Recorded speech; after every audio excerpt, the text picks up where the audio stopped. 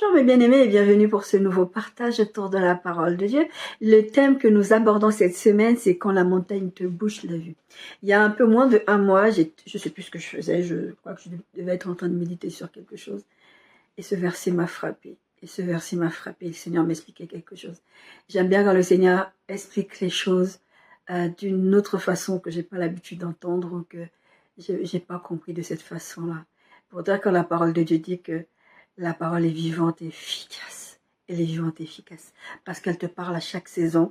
Elle te parle de façon différente. Sans altérer le sens et la pensée de Dieu. Quand la montagne te bouche la vue. Notre texte de base, on en a deux. C'est Matthieu 17, 20 et Matthieu 20, 21, 21 à 22. Matthieu 17, 20 et l'autre c'est Matthieu 21, 21 à 22. Matthieu 17, 20. C'est à cause de votre incrédulité, leur dit Jésus, je vous le dis en vérité. Si vous aviez de la foi comme un grain de sénévé, vous diriez à cette montagne, transporte-toi d'ici et là. Elle se transporterait, rien ne vous serait impossible. Matthieu 21, 21, 22. Jésus leur répondit, je vous le dis en vérité, si vous aviez de la foi et que vous ne doutiez point, non seulement vous feriez ce qui a été fait à ce figuier, mais quand vous diriez à cette montagne, ôte-toi de là et jette-toi dans la mer, cela se ferait. Tout ce que vous demanderez avec foi par la prière, vous le recevrez. Bien aimé, des fois vous vous trouvez devant des situations, des combats. Je parle pas de ces combats où vous ne chancelez pas, où vous savez que Dieu a dit, Dieu va faire, Dieu est avec vous, etc. Je parle de ces montagnes, de ces situations tellement difficiles où même à un moment donné, votre foi complètement, elle chancelle. Votre foi, vous avez même l'impression quand vous faites une rétrospection, vous vous dites, j'ai perdu la foi. Quand vous faites une introspection, pardon, pas une rétrospection. Une introspection, vous vous dites, je sais même pas si Dieu est capable de faire ça. Je sais même pas. Au fond, dans votre intellect, dans votre fort intérieur, vous savez que Dieu peut. Mais votre situation est tellement énorme que vous vous dites, est-ce que Dieu peut vraiment? Est-ce que Dieu va vraiment? Bon, c'est vrai, j'ai vu les exploits de Dieu dans la Bible, j'ai vu les exploits de Dieu même dans ma vie, mais ça, c'est vraiment une montagne. Vous appelez ça la montagne. Et Jésus, dans ces deux textes, ces deux situations complètement différentes, ces deux cas différents, et il utilise ce terme de montagne. Et c'est vrai qu'en temps normal, quand vous entendez prêcher sur cette histoire de montagne, vous savez que c'est une histoire de foi. Et c'est vrai, c'est une histoire de foi. Vous savez que ce que Jésus est en train d'expliquer, c'est que cette situation-là n'est pas impossible pour Dieu à la régler. Dans les deux contextes différents, dans le texte de Matthieu, c'est dans le contexte du jeune enfant qui est possédé. Et Jésus va utiliser ce terme de montagne. Il va dire, oui, bah si ce genre de situation se présente à vous, c'est des montagnes, vous ne pouvez pas, parce qu'effectivement, les disciples ne pouvaient pas chasser ce démon-là. On va lire le texte. Et dans la situation de Matthieu 21, c'est l'histoire de figuier. Ils sont étonnés parce que Jésus maudit un figuier, ils reviennent par là le lendemain, je crois. Dans les autres évangiles, ils en parlent, ils reviennent le lendemain, et il dit, le figuier que tu as maudit hier, là, il a tout séché. Ils sont étonnés, parce que ils ont vu Jésus maudire le figuier. Jésus a maudit le figuier, Jésus a dit le figuier ne portera plus de fruits et tout ça, etc. Ils l'ont entendu. Mais dans leur tête, ouais, Jésus a maudit le figuier, il ne va rien se passer. Et quand ils arrivent, ils voient qu'effectivement, le figuier est maudit et qu'il ne porte pas, parce que c'est une saison où il n'est pas censé avoir cette tête-là. Et de toutes les façons, ils ont vu le figuier la veille, avant que Jésus le maudisse. D'accord? Et Jésus va dire, mais vous êtes étonnés de quoi? J'ai maudit le figuier. Paraphrasé, c'est ça. J'ai maudit le figuier. Pourquoi ça vous étonne que le figuier il soit maudit? Puisque je l'ai maudit devant vous. Vous savez, ce que vous voyez là, c'est rien. Cette histoire de figuier, c'est rien. Si vous aviez une foi comme un grain de... si vous aviez une petite foi, non seulement vous feriez ce que je viens de faire au figuier, mais en plus vous pouvez demander à une montagne, le terme dans la Bible c'est « ôte-toi ». Ça va dire, il va dire à la montagne de se bouger et d'aller se jeter dans la mer. Vous pourriez dire à cette montagne de s'enlever et d'aller se jeter dans la montagne. Vous pouvez parler à la montagne. Qu'est-ce que Jésus veut dire par cette histoire? Pourquoi Jésus utilise cette image? Est-ce que ça veut dire que littéralement, tu peux déplacer la montagne et la faire jeter dans la mer? Vous avez bien compris que c'est une image. Il y a un pasteur gabonais, il y a plusieurs années en arrière, il a pris cette parole de Jésus qui dit, Jésus a cette parole de la Bible qui dit que Jésus a marché sur les eaux, il a dit, ben, la Bible lui dit, moi je vais aller marcher. Il s'est noyé le monsieur. C'est pas Jésus qui l'avait envoyé. Donc, il y a des choses dans la Bible que vous voyez, ce n'est pas que Dieu n'est pas capable de faire les choses. Dieu est capable de les faire. Bien sûr que Dieu est capable de déplacer une montagne. Le problème n'est pas là. Jésus veut parler dans ta situation. Qu'est-ce que c'est que cette histoire de montagne? Pourquoi il te dit, tu peux bouger la montagne? Le Seigneur m'expliquait ceci. Tu sais pourquoi cette histoire de montagne? Parce que la montagne te gâche la vue. La montagne t'empêche de voir ce qui est derrière. Si vous regardez en général les configurations des montagnes, vous verrez soit au pied de la montagne, il y a des cours d'eau, il y a des choses, ou derrière la montagne, il se passe des choses derrière la montagne. Quand vous arrivez, que ce soit la distance à laquelle vous, quelle que soit la distance à laquelle vous êtes de la montagne, vous ne voyez que ça, que la montagne. Vos situations, vous ne voyez que ça. Et le Seigneur, quand il prend cette image, en disant, déplace la montagne. Dans le texte de Matthieu 21, il va dire, dis à la montagne de sauter, de se jeter dans la mer. L'image de Matthieu 17, il va dire, dis à la montagne de se transporter. C'est toujours le même principe. Bouge la montagne. D'où notre texte, notre thème, quand la montagne te bouge la vue. À la base, même le titre que je voulais mettre, c'était bouge la montagne. La montagne t'empêche de voir derrière. C'est ça que le Seigneur m'expliquait. Pourquoi Dieu lui demande? Pourquoi Jésus il parle de bouger, transporter la montagne, virer la montagne? C'est parce que la montagne t'empêche d'avoir une bonne vue, un bon regard sur la situation. La montagne est tellement grande, ton épreuve est tellement grande, ta situation est tellement énorme. Quand tu vois ça, tu te dis, ouais, même Dieu, je sais au fond qu'il est capable, mais t'es incrédule. On va parler d'incrédulité, de doute et de foi.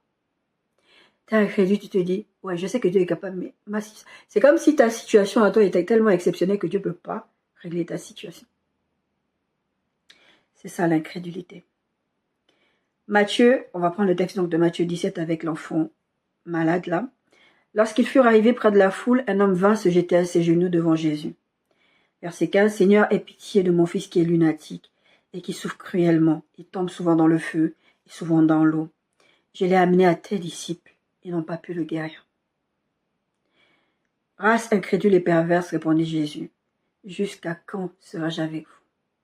Jusqu'à quand vous supporterai-je? Amenez-le-moi ici. Jésus parla sévèrement au démon qui sortit de lui, et l'enfant fut guéri. À l'heure même. C'est-à-dire au moment où Jésus a parlé, tout de suite, il n'y a pas eu à lutter, il n'y a pas eu à galérer. Le démon est sorti tout de suite. Je vous avais fait un message, une série sur l'autorité, l'exercice de l'autorité. L'autorité de Dieu fait que tu as cette autorité, le démon n'a pas négocié avec toi. Quand vous voyez qu'il y a une négociation avec le démon, c'est qu'il y a quelque chose qui se passe. D'accord? L'enfant fut guéri à l'heure même. Alors les disciples s'approchèrent de Jésus et lui dirent en particulier, « Pourquoi n'avons-nous pas pu chasser ce démon ?» « C'est à cause de votre incrédulité, répond Jésus. Je vous le dis en vérité. Si vous aviez de la foi comme un grain de sénévé, vous diriez à cette montagne, « Transporte-toi d'ici et là. » Et elle se transportera, rien ne sera impossible. Mais cette sorte de démon ne sort que par le jeûne et par la prière. Je vous le dis en vérité. Vous vous souvenez, je vous ai parlé déjà de la vérité, de la réalité. La réalité, c'est que vous avez une montagne. La réalité, c'est que vous êtes au chômage depuis longtemps. La réalité, c'est que on vous a diagnostiqué infertile. La réalité, c'est que quand vous regardez votre compte en banque, il n'y a pas d'argent et vous avez une échéance. Vous devez payer votre loyer, vous devez payer je ne sais pas quoi pour les enfants, vous devez manger, etc. La veuve des Sarepta avait une réalité. Elle n'avait plus rien à manger. Elle devait faire sa dernière miche de pain et après ça, elle savait qu'elle n'avait plus rien. Sa réalité était là. Et ce que Dieu nous demande de faire, ce n'est pas de nier les réalités, elles sont là les réalités. C'est pour ça qu'on les appelle réalités. Mais la vérité, quand Jésus dit « en vérité, je vous le dis », il y a la vérité. Il y a ce que Jésus dit devant cette situation. Et la veuve de Sarepta, qu'est-ce qui s'est passé? Quand le prophète arrive, il lui dit « mais fais-moi le dernier repas, donne-le-moi à manger ». C'était un pas de foi, quelque chose de prophétique, mais c'était un pas de foi. Le prophète, si vous lisez le texte, ne lui a jamais dit « Attends, donne-moi à manger, après moi je vais te donner à manger. » De mémoire, je ne pense pas. Je vais vérifier. Mais de moi, je ne pense pas qu'il lui a dit ça. Il lui a juste dit de faire un pas de foi. Il lui a juste dit « Donne-moi ta dernière miche de pain. » Au début, elle a essayé de négocier parce que sa réalité était là. Mais tu te rends pas compte, c'est notre dernier repas. Et après, je te dis qu'on va mourir. Et toi, tu me demandes de préparer le dernier repas. Et je ne peux pas préparer ce dernier repas pour toi. Je ne peux pas le faire. Et après, elle comprend qu'elle doit faire un pas de foi. Et elle fait ce pas de foi. Et c'est ce qui se passe là. Jésus leur dit, il y a une situation qui se présente, vous avez besoin de la foi. Le problème, c'est que dans votre situation-là, vous êtes incrédule. Vous avez besoin de rebooster votre foi. C'est cette histoire d'aller dans la présence de Dieu, de faire des jeûnes et des prières. Le jeûne et la prière, c'est pas parce que tu vas jeûner et prier que le démon va avoir peur du jeûne et de la prière. C'est pas ça. C'est parce que tu vas aller dans la présence de Dieu. Et la présence de Dieu, il va te donner des instructions qui vont te permettre de bouger la montagne. Parce que la montagne t'empêche de voir la main de Dieu en action. Parce que la montagne t'empêche de voir les choses comme Dieu les voit.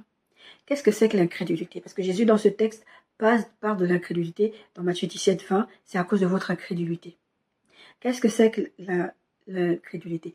L'incrédulité, en fait, c'est de croire en ce que tu vois, au lieu de croire en ce que Dieu dit. L'incrédulité dit, ouais, Dieu est capable de faire ça, mais bon, dans ma situation, comme je vous disais, dans ma situation, moi, c'est trop difficile, Dieu ne peut pas. L'incrédulité, c'est la situation où les disciples étaient avec Jésus dans la barque. Jésus est avec eux dans la barque. Ils connaissent Jésus. Mais qu'est-ce qu'il faut lui dire? On va mourir, t'es là avec nous.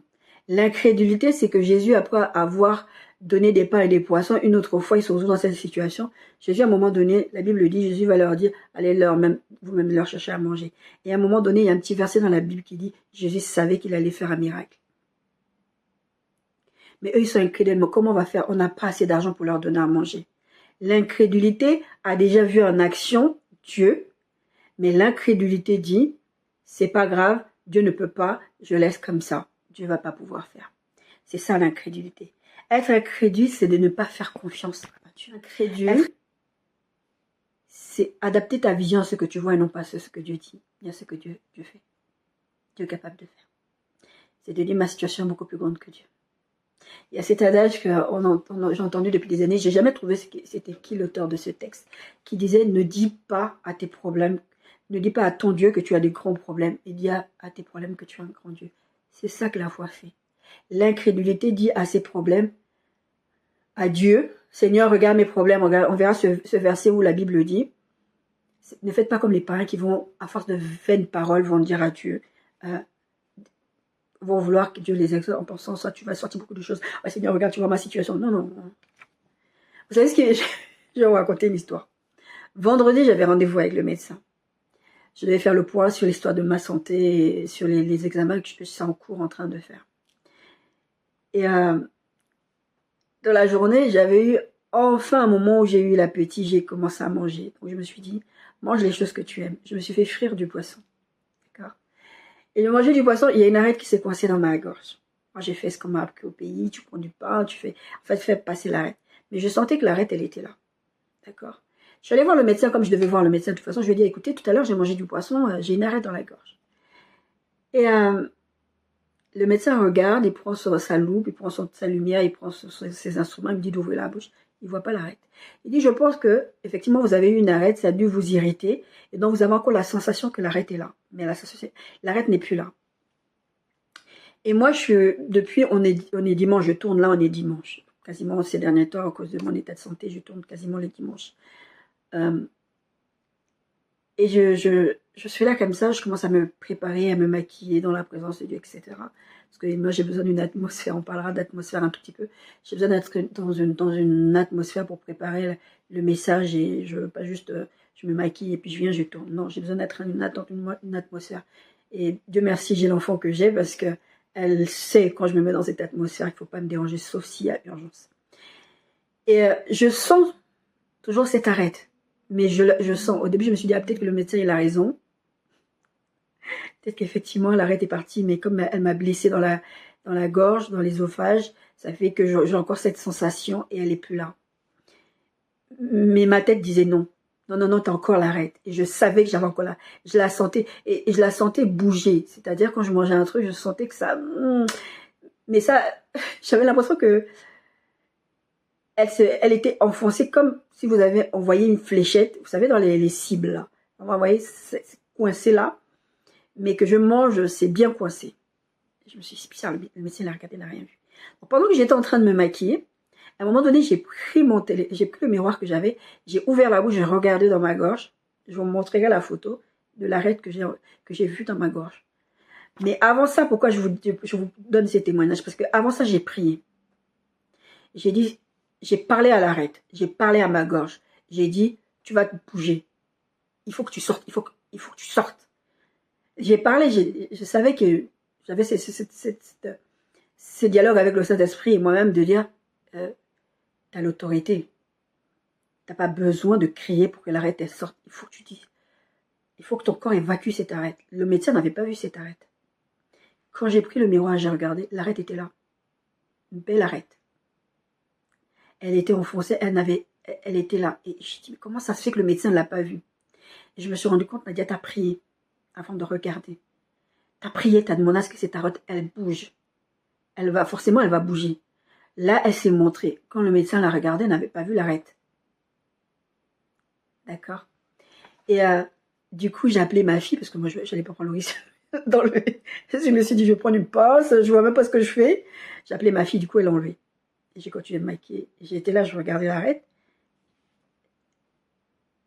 Croire que Dieu, par la parole de Dieu, l'incrédulité, c'était de dire, ouais, bah, le médecin a dit.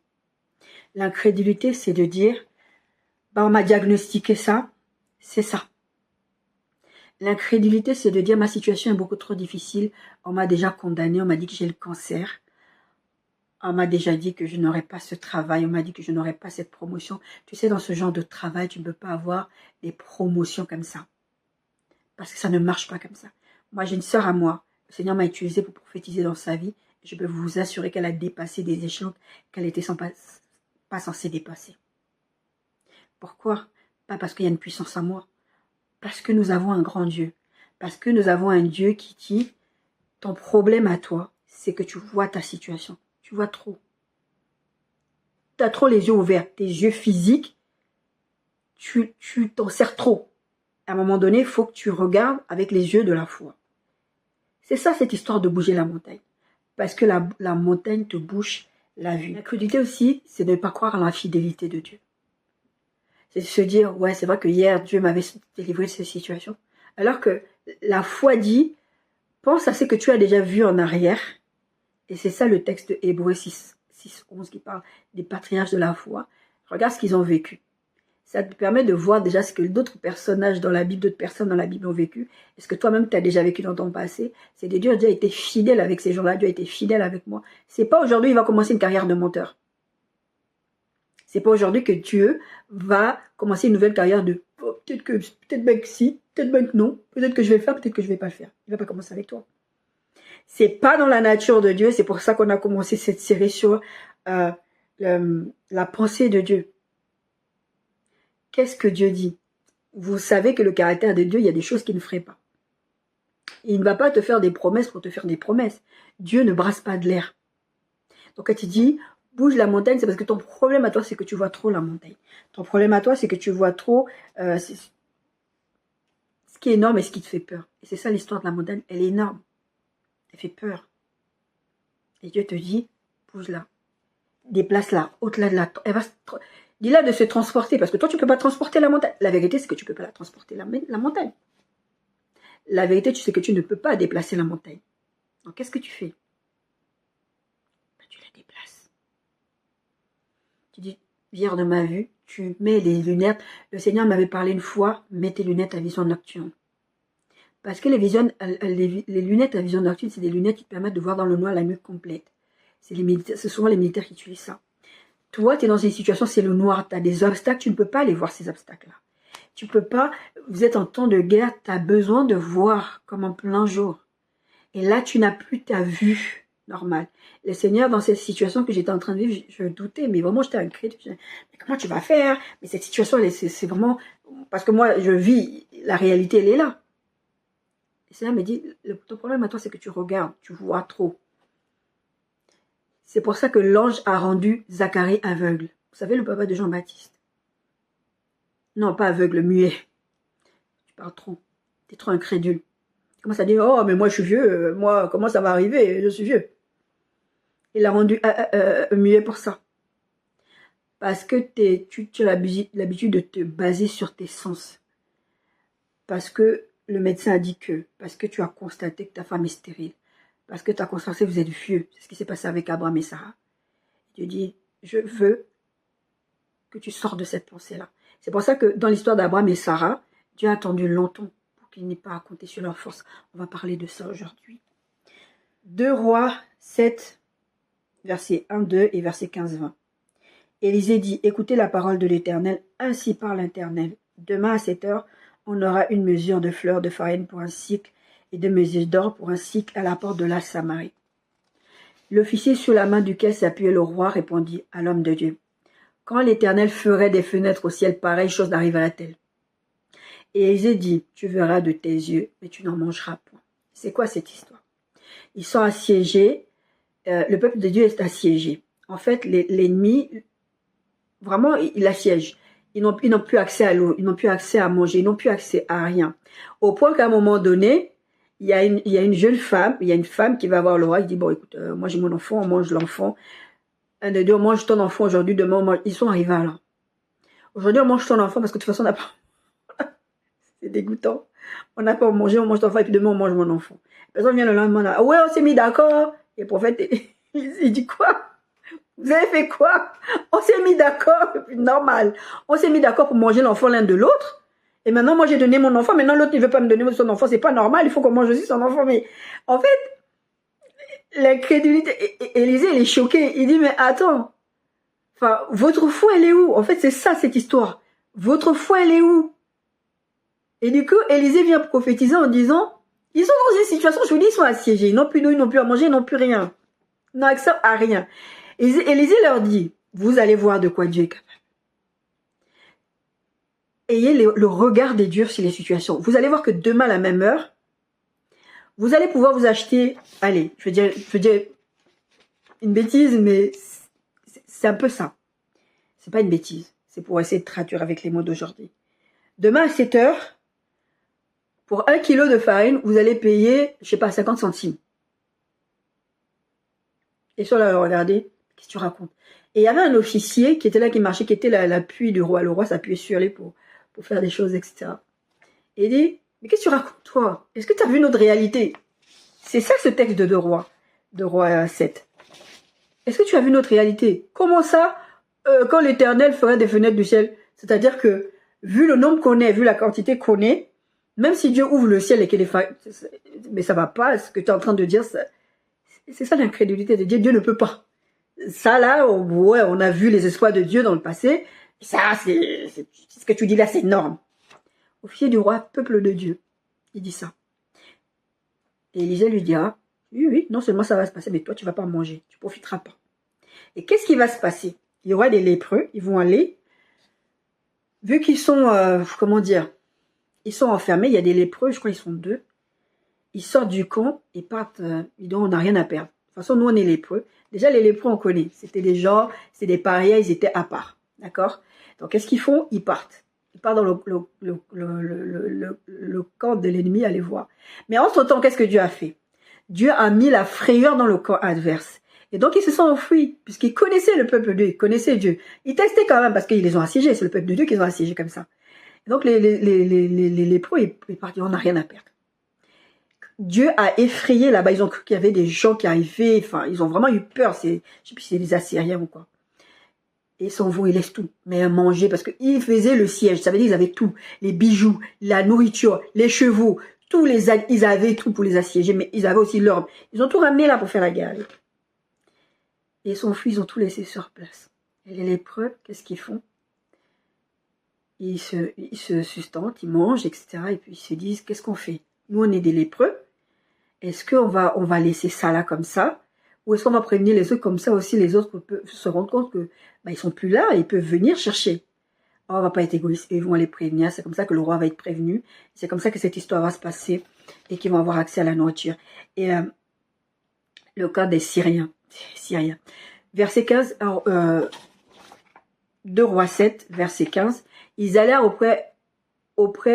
après eux jusqu'au Jourdain, et voici toute la route était pleine de vêtements et d'objets que les Syriens avaient jetés dans leur précipitation. Les messagers revinrent et le rapportèrent au roi. Le peuple sortit et pilla le camp des Syriens. Et l'on eut une mesure de fleur de farine pour un cycle et 2 mesures d'orge pour un cycle selon la parole de l'Éternel. Vous vous souvenez l'histoire de Jésus qui dit, la Bible qui dit, Jésus savait qu'il allait faire ce miracle. Allez, donnez-leur à manger. Bah, on n'a pas assez. Si, donnez-leur à manger. La Bible précise, Jésus savait qu'il allait faire ce miracle. Verset 17, le roi avait remis la garde de la porte à l'officier sur la main duquel il s'appuyait. Donc le monsieur qui a dit, ça c'est pas possible. La situation est trop compliquée. Ça, la montagne, elle est trop grande, on ne peut pas. Mais cet officier fut écrasé à la porte par le peuple et il mourut, selon la parole qu'avait prononcée l'homme de Dieu quand le roi était descendu vers lui. L'homme de Dieu avait dit alors au roi, on aura 2 mesures d'orge pour un cycle et une mesure de fleur de farine pour un cycle, demain à 7 heures à la porte de la Samarie. Et l'officier avait répondu à l'homme de Dieu, quand l'Éternel ferait des fenêtres au ciel, pareille chose arriverait-elle. Et Élisée avait dit, tu le verras de tes yeux, mais tu n'en mangeras point. Verset 20, c'est en effet ce qui lui arriva, il fut écrasé à la porte par le peuple et il mourut. Cet officier était incrédule. Vous, dans vos situations, parfois, souvent, vous êtes incrédule. C'est pas comme si Dieu ne vous a pas prouvé qu'il était capable. C'est pas comme si vous ne saviez pas intellectuellement que Dieu est capable. Quand la Bible parle de salut et de croire en Dieu, il dit, il faut le croire dans son cœur et le proclamer dans sa bouche. C'est ce que vous devez faire dans vos situations, quand vous avez vos montagnes. Bouge la montagne, parce que la montagne, elle te bouche la vue. La montagne t'empêche de voir ce qui se passe derrière. Et c'est ça que le diable fait dans votre vie, augmente les situations et vous bombarde dans tous les sens pour que vous soyez focalisés sur la montagne et que vous ne regardiez pas au ciel. Vous vous souvenez, dans le texte de Matthieu 21, on a lu l'histoire de l'enfant qui était possédé, que les disciples n'ont pas pu délivrer. On revoit cette même histoire dans Marc 9. Mais qu'est-ce qui se passe à la fin de Marc 9? C'est Marc 9, 14, 24. Verset 22. Et souvent, l'esprit l'a jeté dans le feu et dans l'eau pour le faire périr. Mais si tu peux. C'est ça notre attitude devant Dieu. Mais si tu peux quelque chose, viens à notre secours. Aie compassion de nous. C'est ce que vous faites, vous, en tant qu'enfant de Dieu. Vous savez que Dieu a fait des choses, vous avez vu, parce que cet enfant-là, avec ce monsieur, il s'était passé plein de choses. Jésus avait déjà accompli tout plein de miracles. Mais il vient encore dire à Jésus, si tu peux, aie pitié de nous, s'il te plaît. Et nous, dans nos situations, s'il te plaît, Seigneur, fais quelque chose, s'il te plaît, s'il te plaît. Nous sommes les enfants de qui? Si tu peux, Seigneur, vraiment, si tu peux. Jésus va répondre, Jésus outré, Jésus est outré. La Bible ne dit pas que Jésus est outré, mais quand vous voyez la réponse de Jésus, vous savez qu'il est outré. Jésus lui dit, si tu peux, comment ça, si tu peux? C'est ça, la réponse de Jésus, c'est ça. Comment ça, si tu peux? Tout est possible à celui qui croit. Mais si tu crois, je peux le faire pour toi. Mais si tu crois pas, le texte de, je crois que c'est Jacques ou Pierre qui parle de ça à un moment, qui dit, mais celui-là il est irrésolu, ne croit même pas que Dieu va exaucer sa prière. Si tu doutes, c'est ça. Aussitôt le père de l'enfant s'écria, je vois, je crois. Pourquoi la Bible précise qu'il dit je crois? Il dit je crois, viens au secours de mon incrédulité. Il croit. Vous croyez en Dieu. Vous croyez que Dieu est capable des choses, mais vous ne croyez pas que dans votre situation, Dieu peut. Vous ne croyez pas que Dieu peut vous sortir de cette situation. Parce que votre problème, c'est encore une fois, vous voyez la montagne. Et ce que Dieu veut par la foi, c'est que vous bougiez cette montagne. Vous savez comme un rideau. Vous tirez le rideau, vous fermez le rideau, vous ouvrez le rideau, vous fermez le rideau. Pourquoi? Pour vous permettre de voir ce qui est derrière le rideau. Et la montagne, en fait, elle se dresse devant vous. Votre montagne se dresse devant vous. Et du coup, vous ne voyez que ça. Et Dieu te demande, bouge la montagne. Tu vas voir que derrière, c'est clair. Si tu arrives à bouger la montagne, tu vas voir ce qui se passe derrière et tu vas comprendre que je peux faire. Et tu sais que je peux faire. Mais pour ça, il faut que tu enlèves de ta vue, il faut que cette montagne soit quelque part en transparence devant toi. C'est pour ça que tu vas dans la présence de Dieu pour aller chasser ces démons par le jeûne et la prière. Parce que Dieu va te donner la force, il va te booster pour que tu ailles, que c'est pas que la montagne ne sera plus là. C'est pas que l'enfant n'était plus possédé. Ils ont essayé, la Bible dit qu'ils ont essayé, ils n'ont pas pu. Et le disciple, le monsieur, il a dit, le papa de l'enfant, il a dit, mais tes disciples n'ont pas pu. Et pourtant, les disciples, ils faisaient des miracles. À un moment donné, ils disaient, oh, on a chassé des démons, on a fait ça. Ils faisaient des choses. Ils guérissaient des malades. Ils opéraient des miracles. Mais pourquoi ils n'ont pas pu celui-là? Parce que c'était trop difficile pour eux. C'était une montagne. L'enfant, il se jetait dans le feu. Ils n'avaient jamais vécu ça. Et donc, ils n'ont pas pu. Et je crois même que, même quand tu as l'habitude de faire ce genre de choses, de vivre dans la puissance avec Dieu, de vivre certaines choses avec Dieu, quand tu te retrouves devant une situation qui est une montagne pour toi, à un moment donné, plus tu regardes à la montagne, plus tu deviens incrédule. Parce que à chaque fois, tu vas dire, ouais, mais, vous savez, c'est l'histoire, je vous en ai parlé, je sais plus dans quelle prédication, je crois que c'était l'année dernière ou l'année d'avant. Vous savez, les cordes. Il y a un jeu comme ça, tu te fais tourner les cordes. Il y a deux personnes qui font tourner deux cordes. Et tu dois rentrer au bon moment. L'incrédule, qu'est-ce qu'il fait? Il dit, si je rentre là, je vais me casser les dents parce que je vais me prendre les pieds dans la corde. Mais à un moment donné, il faut se jeter dedans. La foi dit, ne regarde pas les cordes. Et comment c'est foncé? Moi, je suis toujours impressionnée par ça s'appelle le double dutch.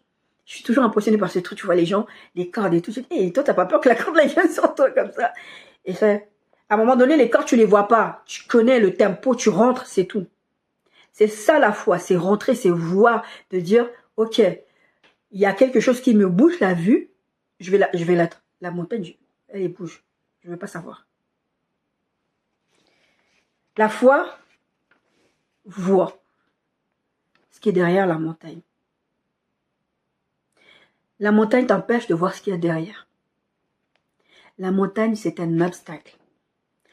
C'est pour cela que la Bible nous commande de regarder par la foi et non pas par la vue. Mais ce que vous devez comprendre, c'est que l'histoire de l'incrédulité et de la vue, on dit souvent le contraire de la foi, c'est le doute. Mais en fait, non. Le doute, c'est vraiment tu te poses des questions. Le doute, c'est vraiment tu réfléchis, est-ce que c'est possible? Pourquoi? Vous savez, le doute, c'est un peu Marie et Zacharie. Marie qui dit, comment ça se fait? Je suis quand même vierge. C'est Abraham, c'est mais moi je suis vieux. C'est un peu ça le doute, tu te poses des questions, tu hésites. L'incrédulité, c'est de savoir que Dieu peut, mais dans ta situation, Dieu ne peut pas. C'est de douter la fidélité de Dieu. C'est ça l'incrédulité. L'incrédulité, tu sais que Dieu peut, mais ta situation est trop compliquée pour Dieu. Et c'est ça le péché. C'est pour ça que l'incrédulité, c'est pour ça que ce monsieur dit, je crois, viens en secours de mon incrédulité. Il croit en Dieu, il croit que Dieu est capable. Mais il est incrédule parce qu'il se dit que Dieu ne peut pas dans ma situation. Et c'est pour ça qu'il a ce cri de dire, je crois, mais en fait je crois, mais je sais que tu peux, mais viens m'aider dans ça parce que je sais que si je n'ai pas la foi au bon endroit, si je ne vois pas avec les yeux de la foi, si je ne crois pas à ta capacité de faire les choses, tu ne pourras pas faire les choses. C'est ce que dans la Bible parle, quand la Bible dit, mais ne crois même pas que tu vas obtenir quelque chose si tu doutes. Et le contraire de la foi, ce n'est pas le doute, c'est la vue. Parce que la vue, tu vas regarder la montagne. Et la foi dit, bouge la montagne. Vous savez comment les phobies fonctionnent? Je vais vous expliquer mon histoire de phobie depuis des années. Je sais intellectuellement que je ne peux pas tomber. Je sais intellectuellement que la pente là, mais ma vue en fait est forgée sur des traumas d'enfance. J'ai beau savoir dans ma tête que, c'est ça l'incrédulité, j'ai beau savoir dans ma tête que il va rien se passer. Il y a des gens, des fois je leur demandais de l'aide, est-ce que vous pouvez m'aider à traverser ce pont, est-ce que vous pouvez... Mais il y a des gens qui étaient gentils, qui disaient mais c'est quoi? Ah je comprends, j'ai ma soeur qui a une phobie comme ça, qui a la famille des araignées, nanana.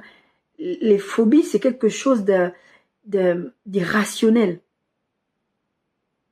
Et quand vous souffrez de phobie, vous avez du mal à fonctionner. La phobie, c'est vraiment une peur irrationnelle basée sur ce que tu vois. Et Dieu vient me dire, mais en fait, ton problème, c'est que tu regardes trop à ta situation. Et ça ne vient pas de quelque chose de normal, ça vient d'un trauma. Maintenant, ce que tu fais, il faut que tu visualises, que tu tiens la main de Dieu quand tu passes cette situation. C'est comme ça que le Seigneur m'a sorti de cette situation-là. C'est comme ça que j'affronte cette situation tous les jours. L'inverse de la foi, ce n'est pas le doute, mais c'est ta vue. Parce que tu regardes. C'est pour ça que le Seigneur me disait, mets tes lunettes à vision nocturne. Parce que ta situation, tu vois l'obstacle, tu vois la montagne. Et Dieu dit, non, non, je ne veux pas que tu regardes à la montagne. Tu dois voir la montagne en transparence. C'est-à-dire que c'est pas qu'elle n'existe pas, elle est là. Mais tu dois regarder ce qui se passe derrière. Et pour ça, il faut que tu fermes les yeux pour que tu ne vois pas la montagne, mais tu vois derrière la montagne avec les yeux de Dieu. Pourquoi Jésus dit, demande à la montagne de se déplacer. Parce que la montagne t'empêche de voir la main de Dieu en action. C'est ça, cette histoire de réalité contre vérité.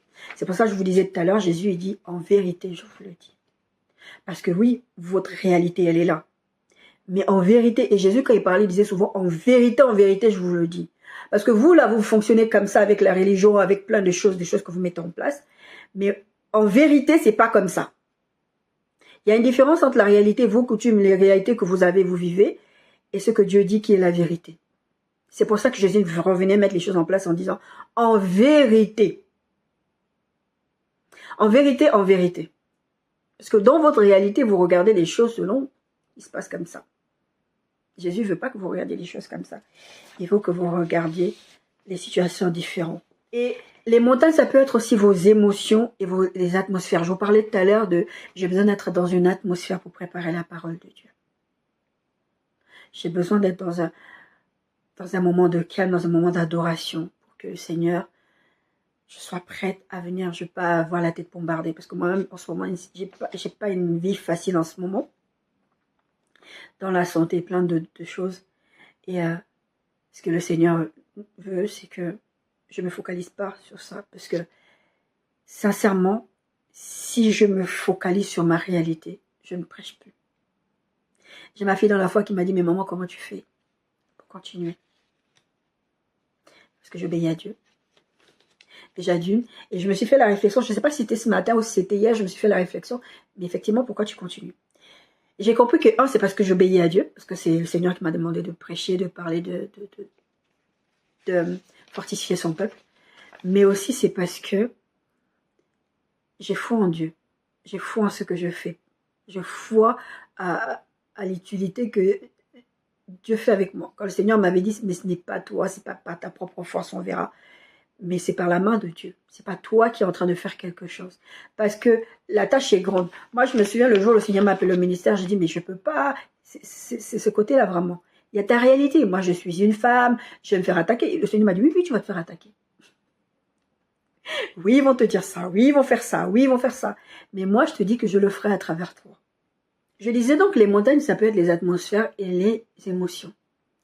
Parce que des fois, vos émotions vont être des montagnes. Et ça va vous empêcher d'agir et de voir ce que Dieu veut faire avec vous. Et c'est pour ça que la Bible parle souvent quand Jésus, par exemple, il a voulu guérir la fille de Jairus, enfin, ressusciter du coup la fille de Jairus. Il y a ta situation qui est là. Je chasse tout le monde parce que les atmosphères vont te pousser. La pression va te pousser. C'est ce qui s'est passé avec Saül. Saül se retrouve entouré avec les Philistins. Saül a la pression du peuple. Dieu dit, je vais fermer ton trône, mais il faut que tu attendes que Samuel vienne, le sacrificateur, et qu'il vienne faire les sacrifices, etc. Il va paniquer. Pourquoi? Le peuple va lui mettre la pression. Les Philistins vont lui mettre la pression. Il est pris dans les émotions, dans une pression du peuple, et il va agir. C'était trop pour lui, émotionnellement. C'était une montagne. Et s'il avait regardé au-delà de la montagne, s'il avait regardé à l'intérieur de lui, en regardant, en bougeant la montagne, en disant à la montagne, bouge de là, écoute, je sais que le peuple est en train de dire ça, je sais qu'il est en train de se passer ça, et je la vois, cette réalité, je vois les Philistins qui nous entourent, je vois comment le peuple est en train de me mettre la pression, mais je ne vais pas écouter, je ne vais pas écouter. Vos émotions sont des fois contre vous. C'est très souvent quand je prêche sur le mariage que je dis ça, mais c'est valable pour tout. C'est pour ça que Dieu vous parle en amont. Pourquoi? Parce que Dieu sait qu'à un moment donné, vous allez vous retrouver dans des émotions et vous allez oublier ce que Dieu a dit. Vous allez devenir incrédule. Très souvent, le Seigneur vient vous parler de votre futur conjoint, de votre lieu d'habitation, il vous le dit en amont, parce que quand la situation se présente, vos émotions vont vous boucher la vue. vos émotions vont devenir une montagne. Le jour où le Seigneur m'a dit que tu vas habiter où il y a des champs, tu vas habiter à côté des champs, où il y a des champs. Le Seigneur, pendant des années, me parlait de ça, tu vas déménager, c'est provisoire. Je sais aussi que là où je suis, c'est provisoire. C'est transitoire. D'accord? Et le jour où on m'a donné ce logement, quand j'ai vu l'endroit où je devais passer, j'ai dit, mais Seigneur, tu connais la phobie. Vous savez, j'ai dit à mes problèmes, j'ai dit à Dieu que j'ai un grand problème. C'est ça que j'étais en train de faire. Et j'ai discuté avec ma fille. J'ai dit, oh, mais même le matin maintenant, ça va être compliqué pour aller prendre le bus. Je vais aller jusqu'au centre de la ville. Et ah non, on va dire non au logement. J'ai dit, ouais, je suis d'accord, on va dire non. L'incrédulité. Parce qu'on a vu nos problèmes, on a dit à Dieu, t'as vu nos problèmes? Nos problèmes sont grands. Et Dieu a dit, non, mais moi, je ne veux pas que vous regardiez vos problèmes. Et après, je me suis stoppée. C'est là que la foi a repris le dessus. Là, j'ai dit, mais attends, toi, tu es en train de regarder la montagne. Bon, c'était pas ça que je disais à l'époque, parce que le message du Seigneur me l'a donné à moi, mais c'est ça que ça veut dire. C'est toi, tu es en train de regarder la grandeur du problème. Tu es en train de regarder, mais tu as oublié que c'est Dieu qui est derrière ça. Et aujourd'hui, je suis dans une situation où le logement, il y a un problème d'humilité. Et des fois, tu es là, tu dis, mais attends, Seigneur, c'est pas comme si... Je ne savais pas, vous savez, je vous ai parlé de Dieu prévoit vos défis. Dieu sait que vous allez avoir ces problèmes, mais il vous dit quand même. Il sait qu'on va venir te dire que tu es stérile. Il sait toutes ces choses-là. Dieu n'apprend pas.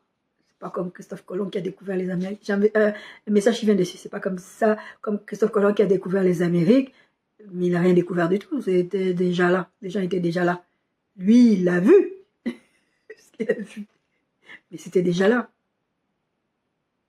Et c'est Dieu, ce que Dieu veut que tu fasses, c'est que tu ne sois pas sous pression, que tes émotions ne t'empêchent pas de voir la gloire de Dieu, que tes émotions ne se focalisent pas, oh là là, parce qu'émotionnellement, c'est très très compliqué. Marc 7, 37, 38 dit, et il ne permit personne dans leur compagnie, si ce n'est à Pierre, à Jacques et Jean, frères de Jacques. Et ils arrivèrent à la maison du chef de la synagogue de Jairus, où Jésus vit une foule bruyante. C'est un peu l'exemple que je vous ai pris avec ça. Une foule bruyante et des gens qui pleuraient et poussaient des grands cris. Et ils se moquaient de lui, alors ayant fait sortir tout le monde. C'est ce que Jésus a fait. Jésus les a dégagés. Jésus a dégagé la montagne. Parce que la montagne, c'est la montagne de la pression, la montagne des émotions. Bougez là parce que vous allez me perturber. Parce que vos émotions vont vous perturber.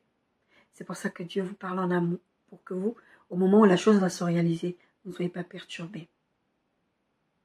Alors, ayant fait sortir tout le monde, il prit avec lui le père et la mère de l'enfant et ceux qui l'avaient accompagné, c'est-à-dire Pierre et Jacques.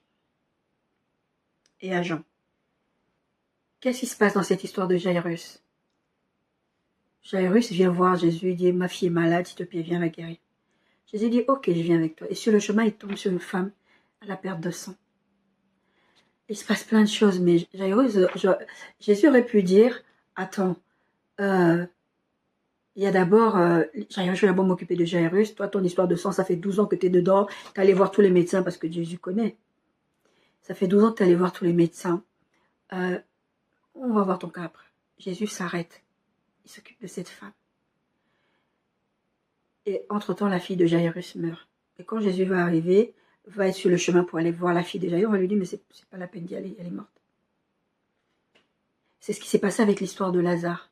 Non, mais maintenant, il est mort, ça fait 4 jours qu'il est là-bas. Et je dis, cette maladie n'est pas à la mort.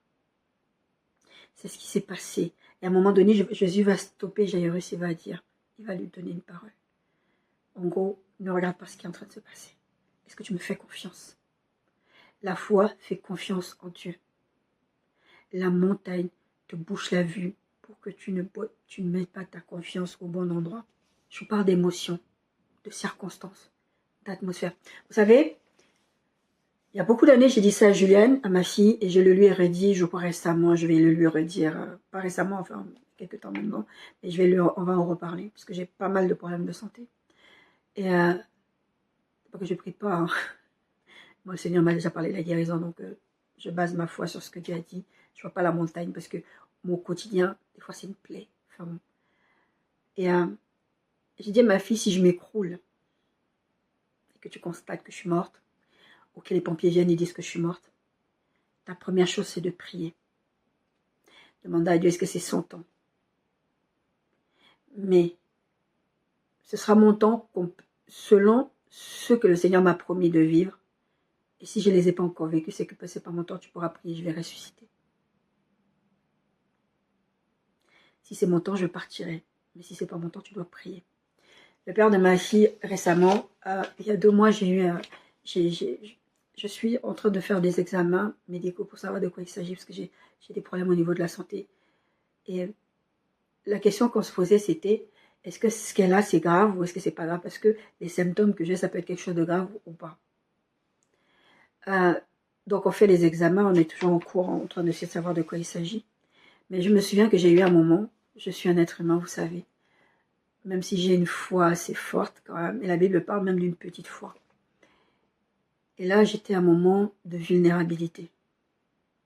Vous savez, vous vous souvenez quand je vous ai parlé des terrains favorables du diable. Il attend que vous êtes dans des moments de vulnérabilité pour venir vous bombarder. Et c'est ce qui s'est passé. Et le père de ma fille m'a dit ceci. Moi, je me souviens que le Seigneur t'a dit que tu vas écrire des livres, que tu vas voyager, que tu vas faire des conférences, que tu vas faire ci, que tu vas faire ça. Je n'étais pas encore vu faire toutes ces choses-là, donc tu ne mourras pas. Les émotions vont vous emmener à penser des choses. Les atmosphères, les circonstances vont vous empêcher de voir la main de Dieu, la gloire de Dieu. C'est ce que Jésus disait, cette maladie n'est pas à la mort, mais à la gloire de Dieu. La montagne veut t'empêcher de voir la gloire de Dieu. La femme qui était courbée, elle était tout le temps courbée, vous voyez que ses pieds, pour l'empêcher de regarder au ciel. Pour vous empêcher de voir ce que Dieu est capable de faire. Et vous êtes incrédule, vous vous dites, mais comment je vais m'en sortir? Quand la Bible dit, va dans ta chambre, c'est aussi cette histoire de se couper. Va dans ta chambre et parle à ton Père. Matthieu 6, 6, 8. Mais quand tu pries, entre dans ta chambre, ferme ta porte et prie ton Père qui est dans le lieu secret. Et ton Père qui voit dans le secret te le rendra. En priant, ne multipliez pas de vaines paroles, c'est ce que je vous disais tout à l'heure, comme les païens qui s'imaginent qu'à force de paroles, ils seront exaucés. Ne leur ressemblez pas qu'à votre Père sait de quoi vous avez besoin avant que vous lui demandiez. La situation est difficile. Isole-toi, va dans la présence de Dieu.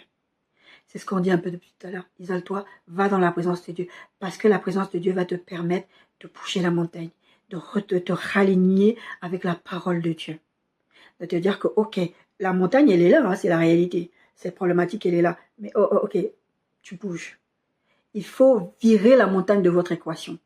Vous devez agir comme si cette montagne n'était pas là. C'est ce que Dieu dit. C'est pour ça que je vous parlais de rideau, de ôter la montagne, de transporter la montagne. C'est parce que vous devez enlever la montagne de votre équation. La montagne n'existe pas dans votre équation. Elle est une réalité. Votre problème est une réalité. Votre situation émotionnelle est une réalité. Quand Dieu vous demande de vous isoler, le jour où mon cousin est décédé, ma première réaction, c'était dans la présence de Dieu. J'ai dit, Seigneur, attends, toi et moi, on a une conversation ici. Tu m'as dit ça, tu m'as dit ça, tu m'as dit ça. Non, ça, non. C'est après que je réaliserai que le Seigneur m'avait prévenu qu'il allait partir. Dans plusieurs rêves. Mais je n'avais pas compris dans ce sens-là. Mais sur le moment, je me suis stoppée. Je m'en fiche. Il y a une montagne, il y a un problème. Ma première réaction, si vous me connaissez, ceux qui me connaissent personnellement, vous savez que quand j'ai un problème, quel que soit le problème, même si je vais pleurer, ma première réaction, c'est aller dans la présence de Dieu. De m'isoler. Je vais dire aux gens, taisez-vous, je ne vais pas savoir. Taisez-vous, ne me dites rien, je vais aller dans la présence de Dieu. Pourquoi? Parce que si je reste là, en train de regarder la foule, regarder la famille, regarder X, regarder Y, je vais craquer. Vous allez craquer. Pourquoi? Votre truc, c'est immense. La mort, c'est immense. La maladie, c'est immense. La pauvreté, c'est immense. Le chômage, c'est immense. C'est votre montagne. Dégagez la montagne de l'équation. Zacharie 4, 6, 7.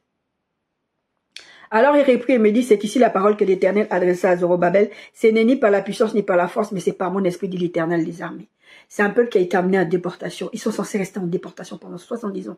À un moment donné, c'est le moment de retourner. Ils reviennent. Ils doivent rebâtir, la première chose, rebâtir le temple.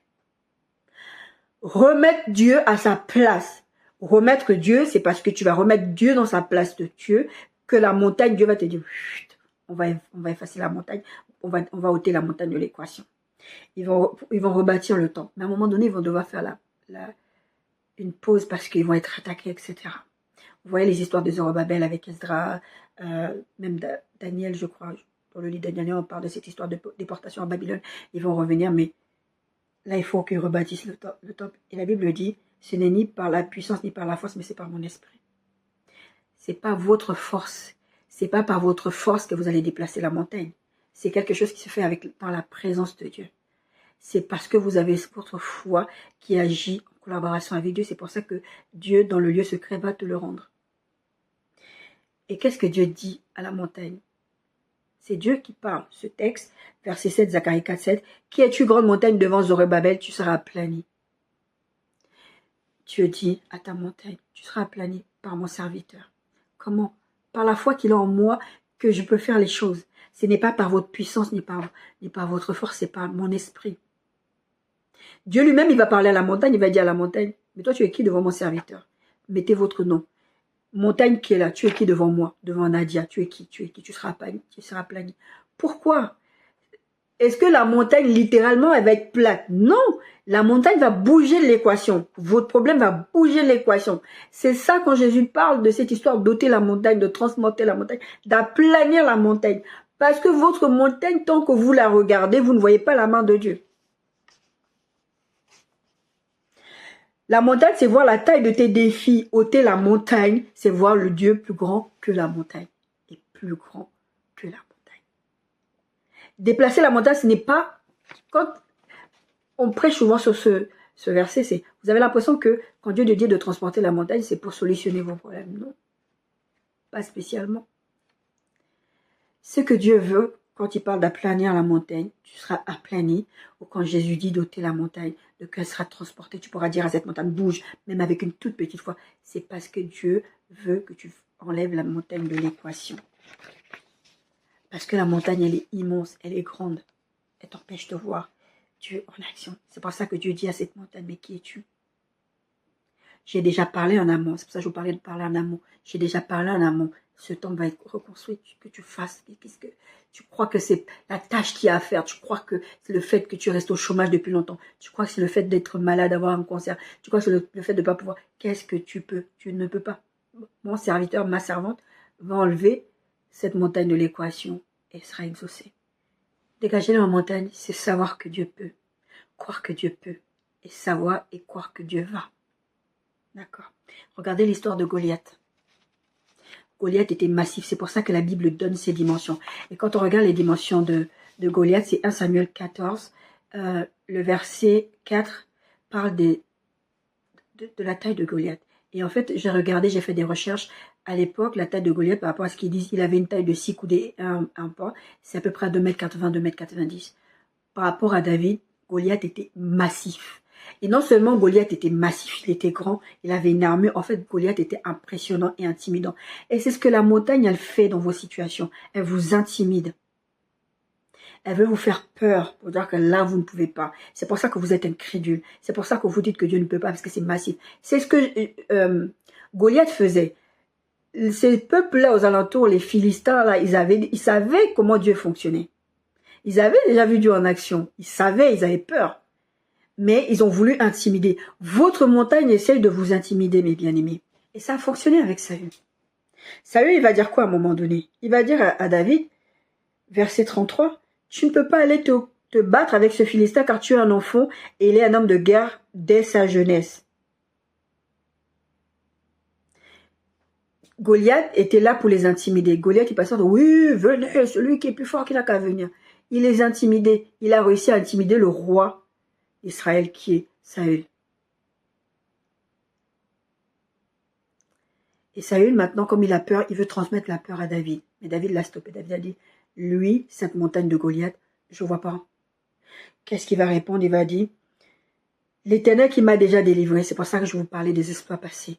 Il dit, l'Éternel qui m'a déjà délivré de la griffe du lion et de la patte de l'os, me délivrera aussi de la main de ce Philistin. Et Saül dit à David, va-t'en et que l'Éternel soit avec toi. Il dit ça, va-t'en que l'Éternel soit avec toi. Alors que lui aussi, c'est le roi d'Israël, c'est le peuple de Dieu.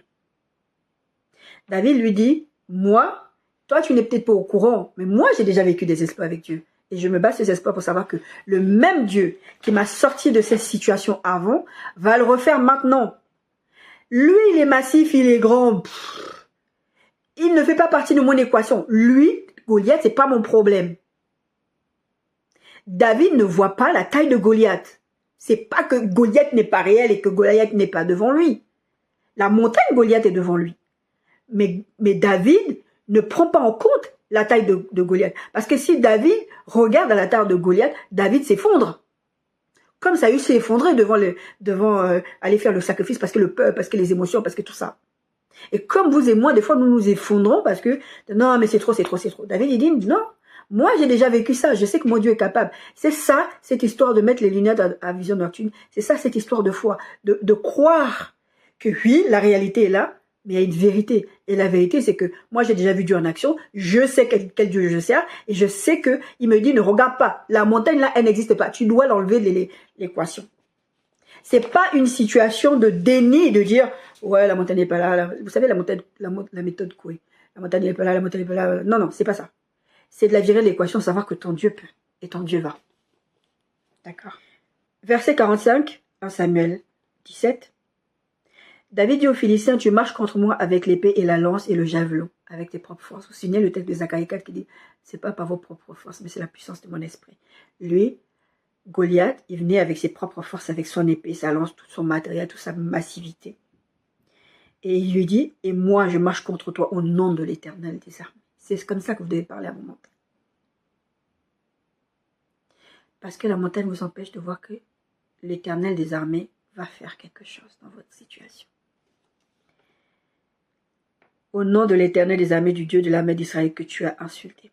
Et David, verset 47, non, verset 50. Verset 47 dit, et toute cette multitude saura que ce n'est ni par l'épée ni par la lance que l'Éternel sauve, car la victoire appartient à l'Éternel et il vous livre entre nos mains. Il va dire ça à Goliath, David. Verset 50, ainsi, avec une fronde et une pierre, David fut plus fort que le Philistin, il le terrassa et lui ôta la vie sans avoir d'épée en main, ni par la force, ni par l'intelligence, mais la puissance du Saint-Esprit. Avec une fronde et une pierre, Jésus a dit avec un grain de sénévé, si vous avez même une petite foi, vous pouvez dire à la montagne de se transporter, vous pouvez gérer la montagne de l'équation et vous verrez la main de Dieu en action. C'est ça que la Bible dit. La foi, comme je vous l'ai dit tout à l'heure, c'est voir à travers les yeux de Dieu. Dieu prévoit, vous savez, quand je vous avais dit la dernière fois que Dieu prévoit, je vous ai prêché sur Dieu prévoit vos défis. C'est tout simplement parce que Dieu te parle des montagnes déjà que tu vas affronter, mais devant lesquelles tu dois faire abstraction. Parce que Dieu t'a déjà précédé dans ces situations-là, dans la résolution des problèmes. Mais toi, il faut que tu fasses abstraction, tu vires la montagne de l'équation. Mon bien-aimé, si tu galères aujourd'hui, c'est parce que tu essayes de gravir la montagne. C'est parce que tu essayes de monter la montagne. Je ne sais plus c'est quelle montagne là. J'ai vu ça dans un reportage. J'ai dit, je ne sais pas si c'est l'Himalaya ou où. Les gens vont là-bas. Et en fait, ils meurent quand ils meurent. Ils arrivent vers les sommets. Ils meurent là-bas. On ne peut même pas leur envoyer des secours. Parce que même pour les secours, c'est dangereux. Donc des fois, les gens qui vont là-bas, ils trouvent des cadavres. Et font des choses comme ça. Si tu essaies de gravir la montagne, tu vas être un monument là-bas dans la montagne. On va te croiser là-bas. Et tu vas mourir. C'est pour ça que ta situation est pénible aujourd'hui. C'est parce que tu essaies de gravir la montagne. Et Dieu ne te demande pas de gravir la montagne. Dieu te demande d'enlever la montagne de l'équation. C'est parce que vous essayez de gravir ces montagnes et vous vous épuisez et vous galérez. Vous dites que, mais Dieu, c'est pour ça que vous êtes incrédule. Parce que vous essayez de gravir la montagne. Et ce n'est pas ça que Dieu vous demande de faire. De la gravir cette montagne. C'est difficile parce que vous essayez. Et du coup, votre foi chancelle. Du coup, votre relation d'intimité avec Dieu devient difficile parce que vous en voulez à Dieu, parce que vous dites que bah, Dieu, je ne sais pas, il m'aide pas, est-ce qu'il peut? C'est pour ça que le monsieur disait, je crois, mais viens au secours de mon incrédulité. Il faut des fois accepter que vous êtes incrédule. Pour voir que Dieu puisse vous sortir de cette incrédulité. Le problème, c'est que vous fixez vos regards sur la montagne et non pas sur la croix. Vous ne fixez pas vos regards sur Jésus. Vous regardez à vos situations.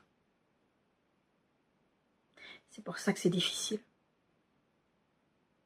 Et ce que Dieu vient nous dire, ce que Dieu vient vous dire aujourd'hui, cette situation est difficile, mais elle n'est pas impossible. Parce que votre Dieu, c'est le Dieu de toutes les impossibilités.